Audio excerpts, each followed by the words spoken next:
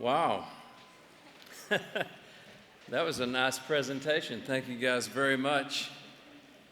It's great to be here. And Boone, that was a special night for me at Augusta National for sure. Anytime you can be at Augusta National for the night, it's a special time, believe me. And I enjoyed that very much. And just like I'm enjoying tonight, and I wish that I had more to say, but oh, wait.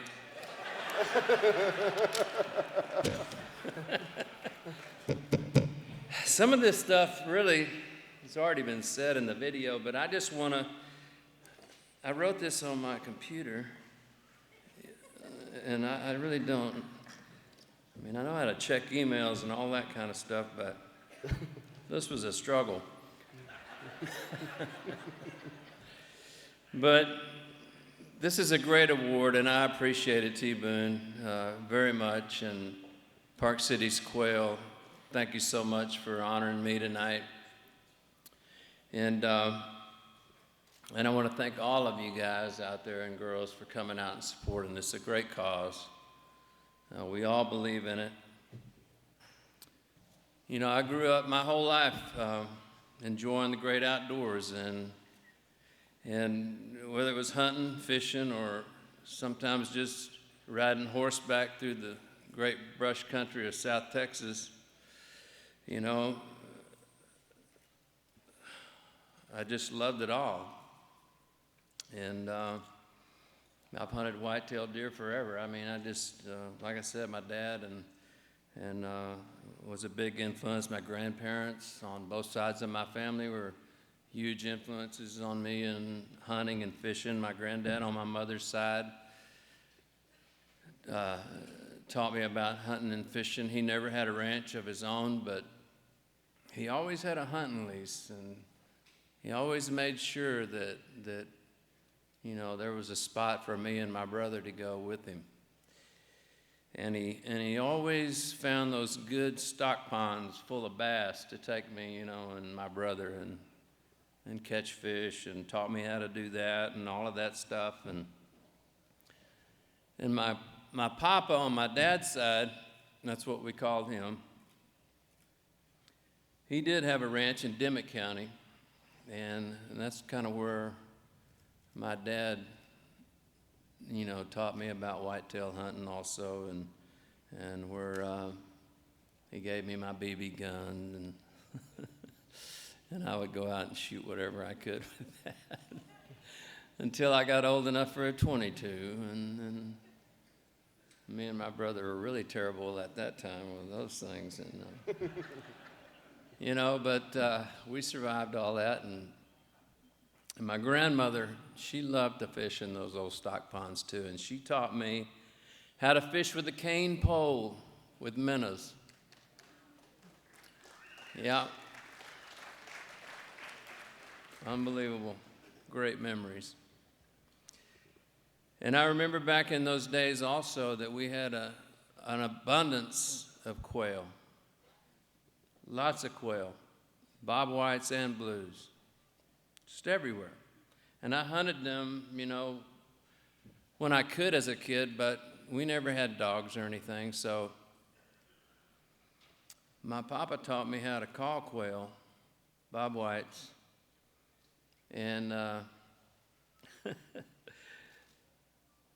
still love to do that today. And you can ask Bubba or Norma, whenever we see a covey of quail, I will try to call them, won't I? I will, won't I? Because, I mean, there's nothing like it. I mean, you call them up and you see them come up, you know, feathers all ruffled, wings spread out, ready for a fight. And that gets my blood pumping.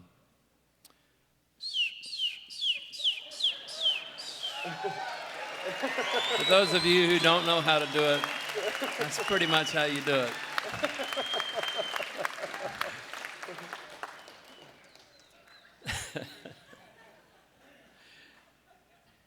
I can call coyotes too, but I'm not going to embarrass you.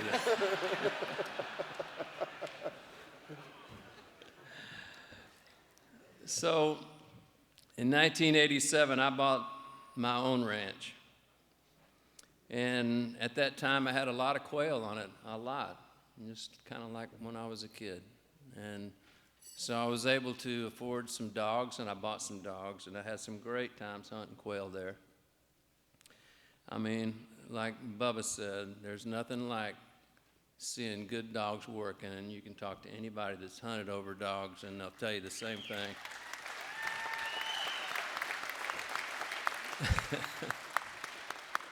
Even if you don't hit one, just watching them fly away and glide on and finally land somewhere way away and you don't know where they are anymore. But I mean, it's just, and believe me, I like to knock them down just as much as the next guy, but there's something about that that's awful beautiful also. And you know you're gonna one day get another try at them. But over the years, the quail kind of started to disappear. It's just, and now today, you know, when I'm driving around the ranch, it seems like first the blue quails the bob whites kind of started dwindling, and every once in a while we'll still see bob whites, but the blue quail are gone. I haven't seen a blue quail down there in several years, and that's a shame. You know, everyone talks about the drought conditions, and I'm sure, you know, that's a big part of it. But I've seen rainy years also where, you know, you expect to see a little better quail crop than you see, and it's just, you know, there's got to be other factors involved, and I know there is. And I mean, I've started the feeding program and started trying to improve the habitat down on my ranch, you know, that's more favorable to the quail, and I'm hoping that will help some, but I still feel like there's a lot more that we can do. And that's what's important about these people that call themselves Park City's Quail.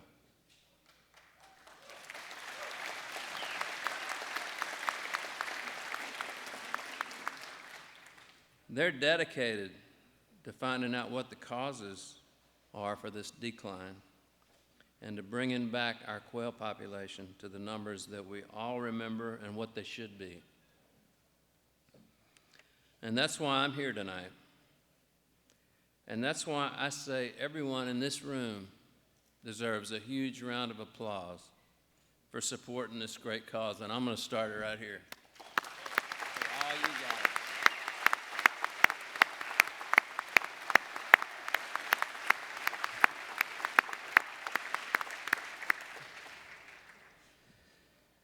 Because if you weren't sportsmen, you wouldn't be here tonight. This is all made possible by you and people like you who care about our wildlife and our way of life as hunters and sportsmen. Nobody else is going to fix these problems but us and people like us. As ranchers and sportsmen, if we see a problem with our wildlife, we wonder what we can do to fix it. We're not just satisfied with, oh, well, I guess it's just going to be that way from now on. You know, that's just not the way we think. Because I think it can be the same, and I think we can fix it. Our wildlife depends on us to fix it, and so do our children and grandchildren. We want to see them have the same opportunities to enjoy this great outdoors just like we did when we were young and kids. And with your help, we'll figure out that way to fix it and bring back our beautiful quail to a thriving population the way it should be, thanks to Park City's Quail. I want to thank you again for supporting Park City's Quail, and thank y'all for this wonderful award. I appreciate it very much. George, thank you very much. That was great.